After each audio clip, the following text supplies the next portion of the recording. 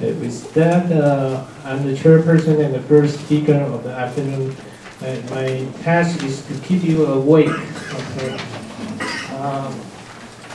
In the afternoon, all three speakers are Chinese by descent, living in different area, all are medical doctors, MD. We have two PharmD. We have a lot of fun with PharmD. It's very important pharmacogenomic. We decided to use English language because Nelson's Hong Kong Chinese language is somewhat not that accurate, not exact. And all right, so I'm going to talk about standardization and integration of clinical information and genomic data for precision medicine. That's my title. That's my disclosure. Okay. PMI, Precision Medicine Initiative. By now, we are already 2 years old. President Obama announced this program calling for Congress to support 250 million USD. I think these are already history and news, and already he's no longer the president. But the near term is to work on cancer and long term work on other knowledge applicable to other range of disease. Importantly, not only on oncology, they have a population cohort and also very important regulatory network. Right? Why we do we need something new? Okay. We have heard a lot about Obamacare, health reform. In every civilized system, like U.S. and Taiwan, we do face very important social economic issue that is healthcare. So in U.S., we are not that familiar, but for you, you know what's the problem in U.S. For the audience here is not everyone get good insurance, and the insurance pay increased tremendously. Okay, so maybe Mark and Ellen can help me address more. And most of those people who are underinsurers are blue collar, they working people. Okay. And even those with insurance cover, they are not always treated well. Okay, so that's a problem in US. We have our own problem. Okay, so I have taken this from the internet, from the knowledge of the internet. These are the problem. NHR Gordon every year spend a lot of time discussing about the issue related to healthcare. We have a single pay. Over 95% of the residents of this island are covered by very relatively good healthcare. Okay, I think for the most of the audience can read. We spend a lot of money, and the spending keep increasing. That's the same situation as in US. But this one is unique for Taiwan. In average, every single one went to see clinic 15 times. That's paid by the insurance. Much lower. We are number one. We are good at going to see doctors. In OPD, 15. US, 4, and UK, 5. Now, our payment for those dialysis, renal disease, is 15.6%. It's consumed a lot of resources, healthcare resources. The hospital keep opening the outpatient services, but the quality of the inpatients are not, nobody really pay attention to that. But that's from this new script. And the medical profession really get distorted. People don't want to be a surgeon, don't want to be an obstetrician. Okay, nobody want to deliver a baby. Instead, the medical school graduate, there are more people become dentists, dermatology, plastic surgeon. Over this period of time, in 5 years' time, the plastic surgeon increased double. As comparison, the surgeon only increased 15%. Okay. There are other problems as well. So there are many issues related to this healthcare. Can we do something about that? Can genomic help something? I think it's still a long way, but we learned that this fantastic technology can now go from one person to the whole population. That's the main message I'm going to address, and I think Nelson will talk about that a little bit. Okay, that's the situation in UK. Okay, in UK, there's a Genomic England and the population study, Genomic UK. They're going to, by end of this year, they're going to analyze and sequence 100,000 human genome. Half of it will be cancer patients. Okay, they recruited 25,000 cancer patients. Each one will have 2 genome sequences, the germline genome and also the cancer genome. So that comes to 50,000. I want to draw everyone's attention is in UK and other places as well. They pay a lot of, spend a lot of efforts on people with rare disease and people with maybe rare adverse drug reaction, not that rare. For example, the story of Ken Wu, 1%, that is not rare. Okay, and sometimes it could be very severe. Okay. So the message taken from this Nature news is, of course, we need a lot of sequences, we need automatic algorithm, bioinformatics, but we need additional expertise. In this UK project, they estimate at least 2,000 the UK scientists and physicians require in order to make a valid clinical interpretation. That's our challenge. Thanks to Ken Wu, we are conducting this Flagship program, and also we engage Alan and Mark, University of Michigan and Albert, and North Shore Research Institute, and Ed Wong is here. So we have a program, Flagship program of precision medicine for, we have this metaphor thanks to Chuck Freeman. We came together when we were at a retreat in the Japanese onsen, when we were in a really relaxed state. He suggests we can have a metaphor for Asia Pacific Biomedical Silicon Valley. Okay. That means not only medicine, we require a lot of informatics. All right. I apologize, this is in Chinese, but I'm very pleased to announce that this grant got granted thanks to many people here, my team, and also our collaborators. But we haven't received the money yet. The clock started clicking. But in this slide, which showed that this Flagship program involved NHI to promote industry academic collaboration, and also our funding agency on innovative research, and also with the national computation centers on bioinformatic infrastructure. Those are the 3 underlined in Ken Wu's opening remark. Thanks to our friends in Japan, in Ann Arbor, and Evanston, we are going to integrate the new technology on precision medicine and also the nuclear system. We at NHI, as a coordinator of this program, we would like to turn biological and clinical information into practical use. That's our mandate.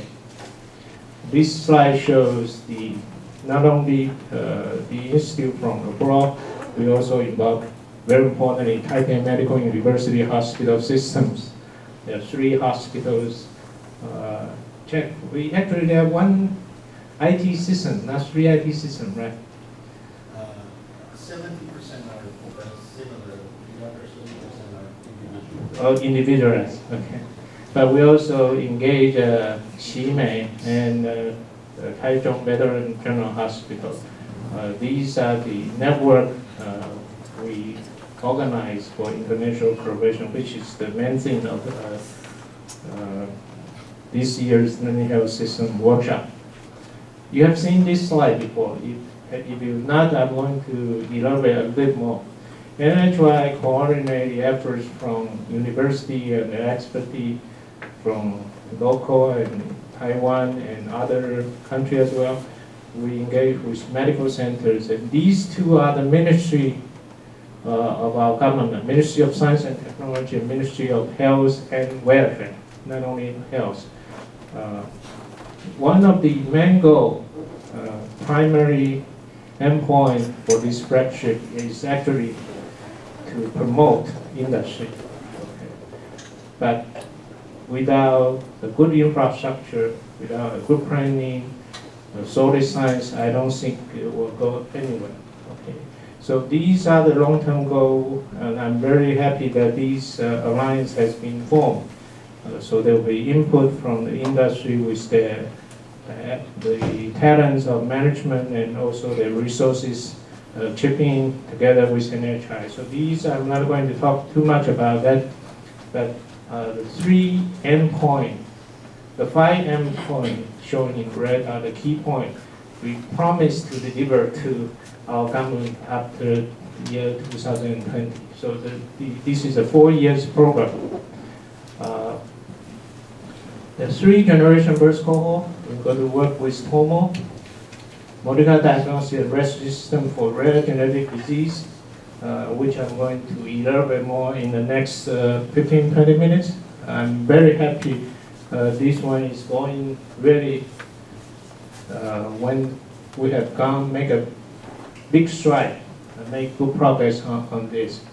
And in the long term, in collaboration with the National Information Center in Hsinchu, we're going to have a genetic information system for digital healthcare in Taiwan. So these 5 are the endpoint. All right. So that's the introduction about the mandate of this flagship program and what the role of NHI play. I wear 2 hats. In NHI, I'm a distinguished investigator in Institute of Molecular and Genomic Medicine. Quite a few colleagues from that institute come here, and also I'm affiliated with the NHI Forum. These 2 research units together are responsible for the flagship program. I'm going to use a story which we encounter, we work on cases of pediatric rare disease to show you the power of NGS. NGS stands for next generation sequencing for rare genetic disease. Dr. Lin Ruiying she's from Linkou Changcheng Yuan. She came to me and said, Peter, are you interested in working on these cases? Obviously, this is an autosomal recessive genetic inheritance pattern. I'm glad that there are quite a few human geneticists here. The mom and dad are healthy. Obviously, they are not related in any way. There is not consanguineous family. The first boy is healthy, but the first girl died after a few months of this disease. And this disease came with a symptom of intestinal obstruction, neonatal inflammatory syndrome brought this to, and the baby cannot feed. Okay, and it has immunodeficiency infection. So when the second girl was born, at that time, this is the brief history in Chinese character. The family and really suffered from this condition. It's a really difficult disease. The challenge was there was no clear diagnosis whatsoever because it's so rare. Okay, they cannot make a clear diagnosis, so therefore they don't know how to deal and how to manage these cases. So to us, so that's the first baby. That's the other information. That baby was treated at Linkou and Taida, and eventually she died of infection before the attempt to small intestine transplantation. That's the second baby. Second was born in Changhua, and then later on transferred to Linkou Changgung. There are symptoms of intestinal atresia and also bloody diarrhea. They suspect this kind of inflammatory, rare pediatric inflammatory bowel syndrome. They have to be given nutrition through total band, TPN. So as a geneticist, I'm very happy my team in Yangming, Yongfeng and Huiying, we came up with this scheme before we conduct whole genome sequencing. So before we get the DNA, this is our workflow for genetic data analysis. We assume if we can get a whole genome sequence or whole exome sequence, which is possible, we trim the low quality read, we map these to the reference genome, we can look for those sequences that is different from the reference genome. And if we can extract those non-synonymous variants, which is the variation that cause amino acid changes, and we can compare the protein function, the logic is these two sisters must have compound heterozygous mutation. That was a hypothesis. It could be wrong, it could be right, but that's our working hypothesis. So to make the long story short, these two DNA was sent to Korea because Taiwan doesn't have the capacity to do this whole genome sequencing. So also we did a whole exome sequencing on one of the younger sister as well. So these are the average depths of the sequence. These are what we have. We got more than 3 million variants. These are the ones that overlap between these two sisters. And then unique variants, non-synonymous variants. We look for deleterious heterozygous variant. Okay. Deleterious means by any of the computation, we suggest that amino acid change is bad for the protein function. We assume it's heterozygous. In other words, one mutation came from mom, the other from dad. But we could be wrong. It could be the same.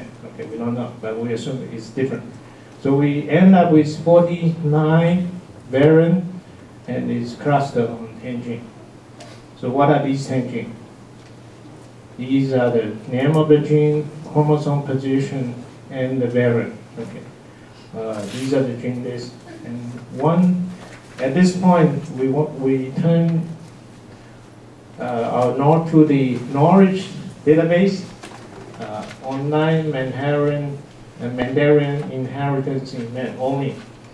And we found that one of the chromosome position has been recorded to have a disease with a name that fit the clinical description. Okay. The name of the disease is called gastrointestinal defect and immunodeficiency syndrome, and is inherited as autosomal recessive trait on chromosome 2p21. The gene is called TTCZA. So we think that is for the genetic analysis, we were able to get this answer in a week after we get the data. We were very pleased that we can do that. These are the two mutations. One is a single base variation or single base substitution at amino acid position 75 glutamine to is a drastic change from acidic to basic change. The other mutation is friendship at 2 base deletion. One came from this mutation, which is a single base substitution, came from mother. Okay, the father in this pig has one is the, okay, this is G, which is a black pig, but mom is a heterozygous for that, so are the two sisters. We didn't do anything on this brother. Okay. The other mutation came from dad. Okay, this is a confirmation of a single sequencing. After these 2 base points, there's a double peak for each of them. So these are the 2 base deletion coming from father. Mother is normal sequence, and the 2 sisters inherit this mutation. this is the summary for this TTCZA. So at this point, we know the answer about the diagnosis. We can offer a definitive, clear-cut diagnosis to the doctor and to the family. The doctor wants to know what they can do next. And for the parents, they want to know why do they have this disease. Okay, so they fear, I think the parents are gratified first about the diagnosis. But then the second thought is, why I'm so unlucky. This is such a rare disease. Why would we have these kids and twice? Okay. So from the OMIM data, it said that the condition is usually fatal within the first months of life.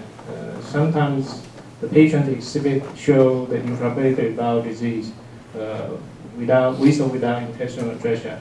For the 2 kids we saw in Taiwan, they have very severe intestinal atresia. Okay. So any treatment, that was the thought. Okay. We look for, thanks to Internet Information Wiki, there's one medicine available only in Japan, Flagship, which is a RhoA kinase inhibitor. Okay, what does TTCZA? So the information we look for is went through Facebook. There were at least 2 families that recall their family. Okay, this is the hope. This is the hope for Eliza website, and they refer us to the Miller family. So this is the Miller family in Ohio. I think Andrew is the person where we communicated. So Andrew has the 2 previous kids was normal, and they did hematopoietic stem cell transplantation. Joseph to Tsai and Grace to Eliza. And even with bone marrow transplant, they could only solve the problem of immunodeficiency.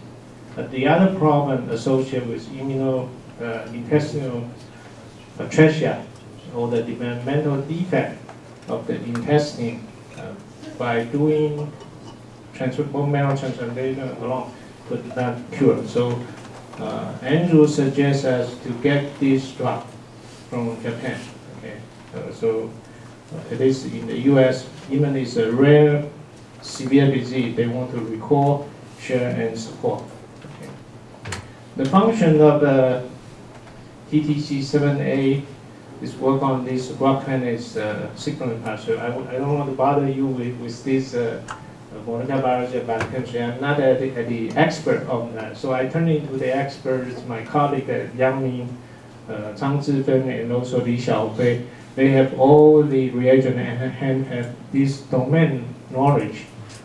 We were fully aware that we are racing against the time because the kids can die anytime because of the infection. So we try to get as many help from the researchers and the doctors as much as possible. In Linkou Chang'an, they have organized a team from neonatologists, gastrointestinal expert, and also the immunologists to try to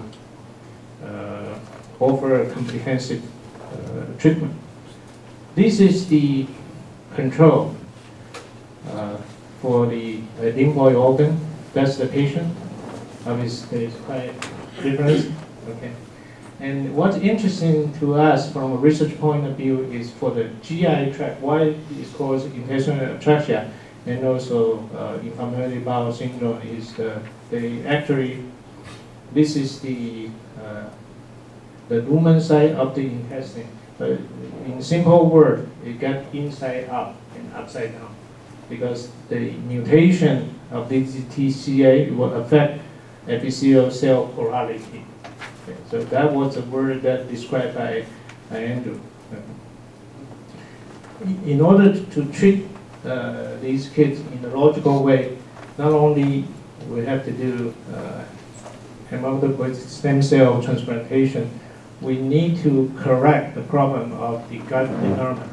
The only way is to to get medical treatment of these RhoA kinase inhibitor through inhibiting RhoA kinase. A paper published in JCI, a group from Quebec,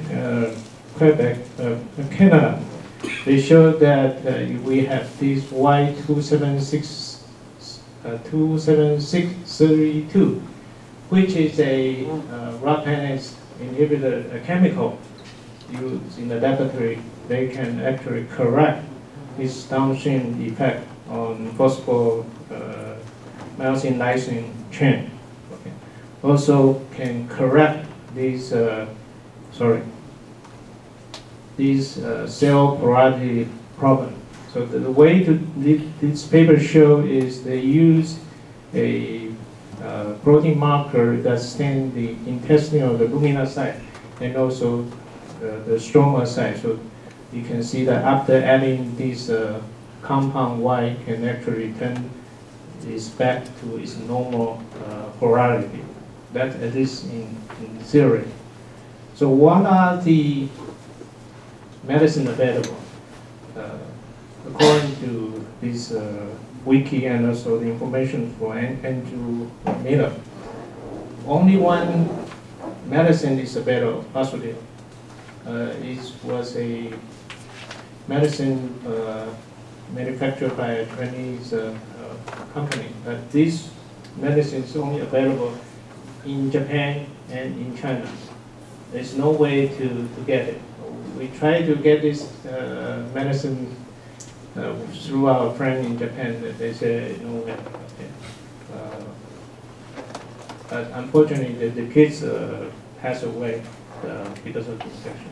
So that was the story. Okay. So we were very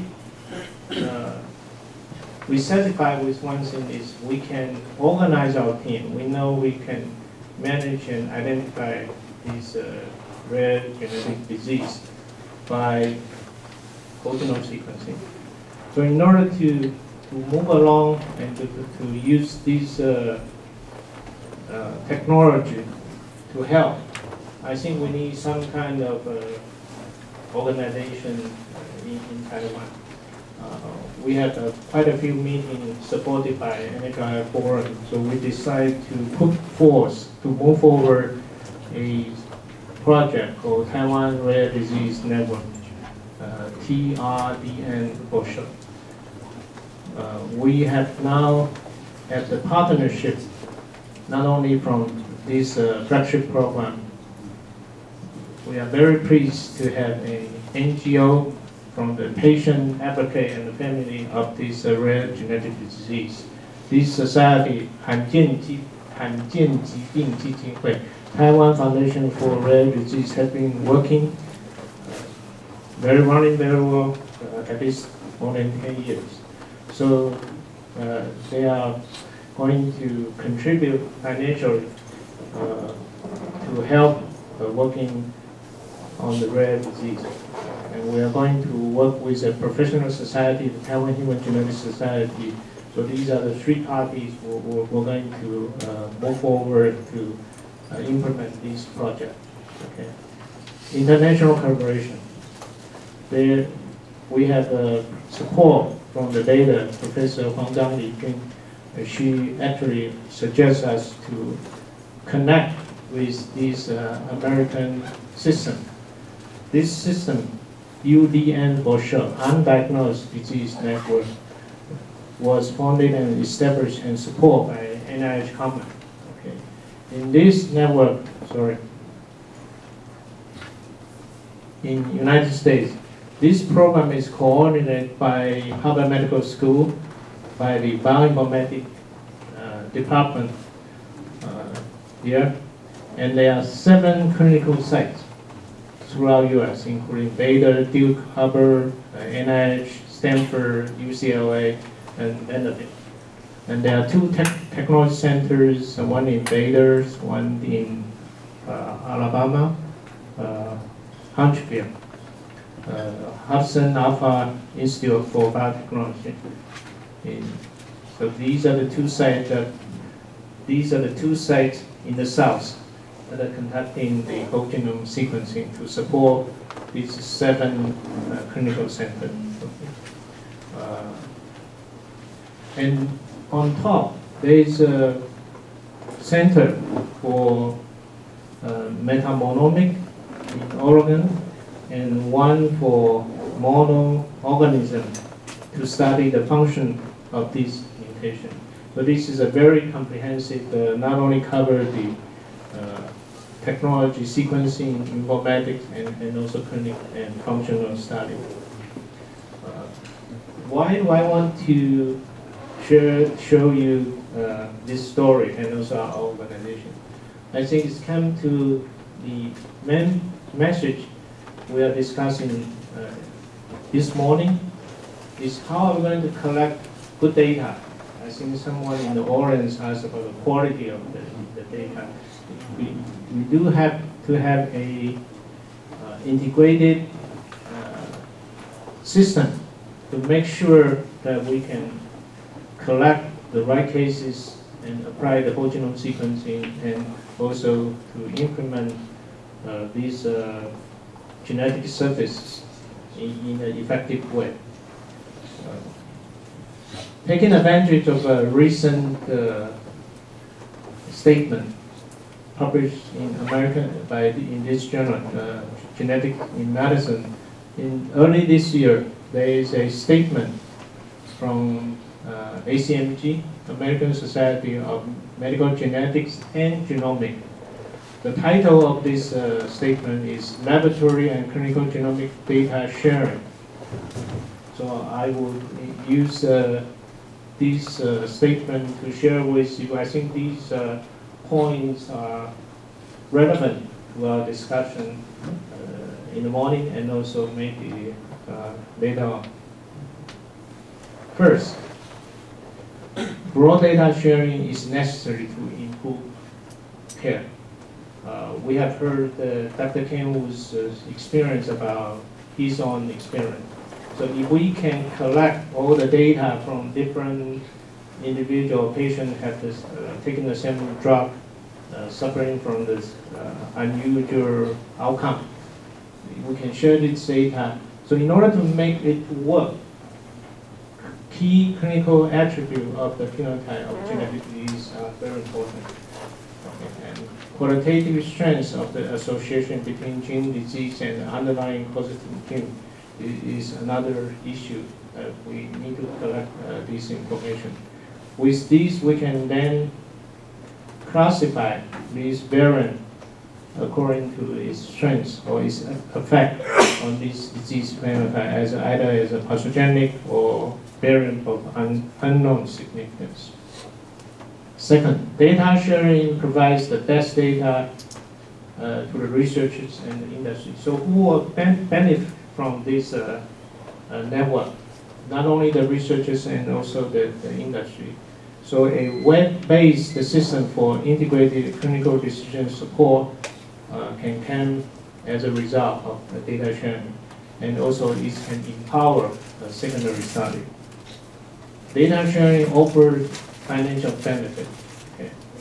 So if we can standardize the data, okay, and we can improve our policy on coverage and reimbursement. And also for the industry, we can reduce unnecessary expensive duplication of the research efforts. We do want to, it's important to share the data. Standardization of laboratory and clinical, Standardization of laboratory and clinical information should enable data compatibility and interoperability. I think we have heard about these two terms that we really need to share the same kind of data with the same format in order to have to collect all the cases, which otherwise will be very rare. Okay, system. We need to have the system. I think this rule apply, this principle apply to all the learning health system. The data, everyone is afraid of their privacy and the data security. So in order to have a network support the informatics has to be secure and the privacy has to be protected. Okay? Not only for the family and also for the patient's benefit. And also the transparency in the documentation of the data transaction. Okay. Again, I will come back to this program. I think we have made progress on this. Okay. We now have the we will have the high throughput genome sequencing power, just like the data and Hudson Alpha for Taiwan. Okay. So that should offer high quality, low cost whole genome sequencing, not only to support researchers but also the industry at large. This is our #1 goal. I think will be achieved in short term.